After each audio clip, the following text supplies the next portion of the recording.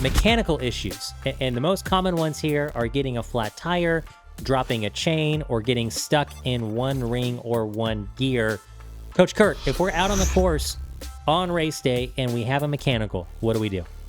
Yeah.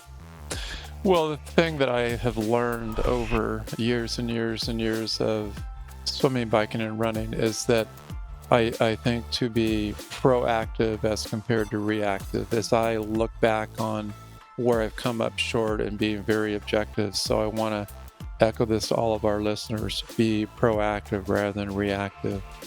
Really do your due diligence with all of your gear. And I find in doing that and really kind of being OCD that every single little fine detail needs to be on point. That's going to prevent many of those problems. However, there are going to be days when you're out there, and what I've learned most importantly is to try to manage it, whatever it might be. And let's go through kind of the examples.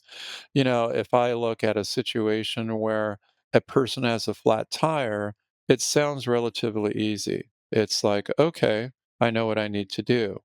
I need to definitely get the tire off. I need to get the tube out. I need to put another tube in. Be very careful that I don't pinch it. Insert that CO2. If you're still using a pump, you can use that too.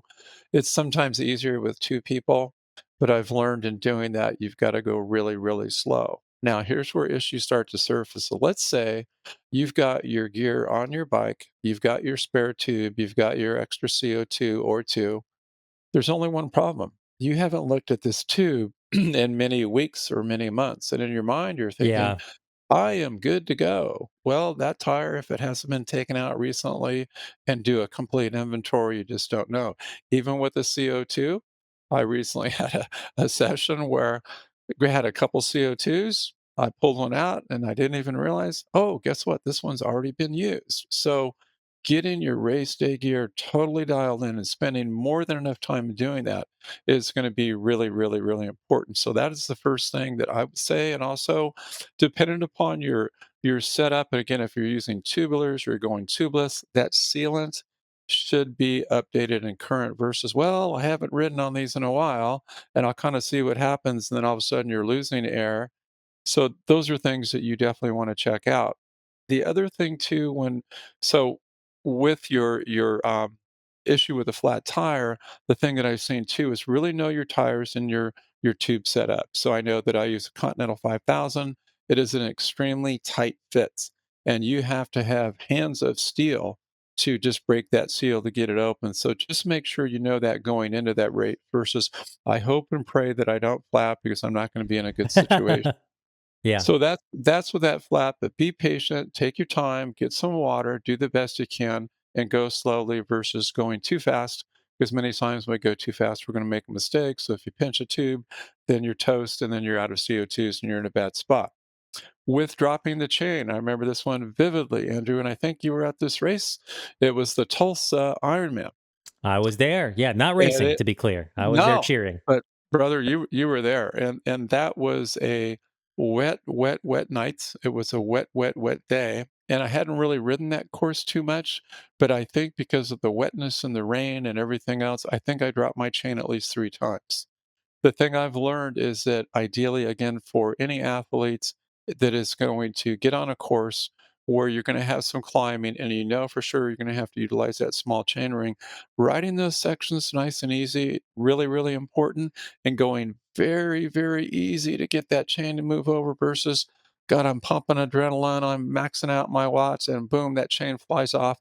Then you've got to get off the bike to get back on. And if you're on an incline of, say, 4 to 6%, the one problem is you probably won't be able to clip back in, so then you've got to go all the way back down and start that again. So that's something that I think would be really, really, really important.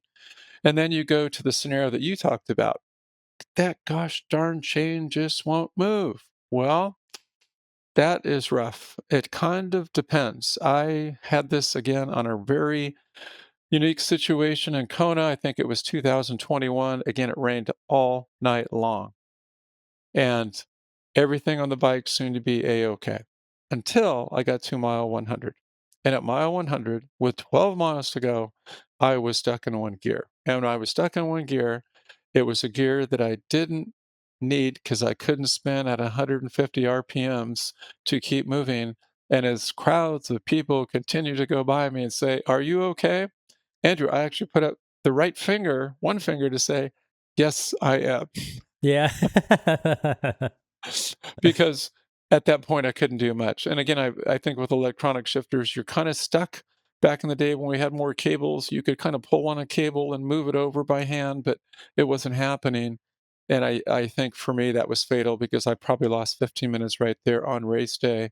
And then another story kind of connected, but I think our listeners will appreciate. I was on a training ride. I was 50 miles from home. I did not have cell phone service. I was off the grid and my chain got stuck on a hill. When I got off the bike to find out what the problem was, the plastic tab on top that keeps the contact for it to make contact so you can shift, the plastic tab actually broke. And I'm like, oh my gosh, how did that happen?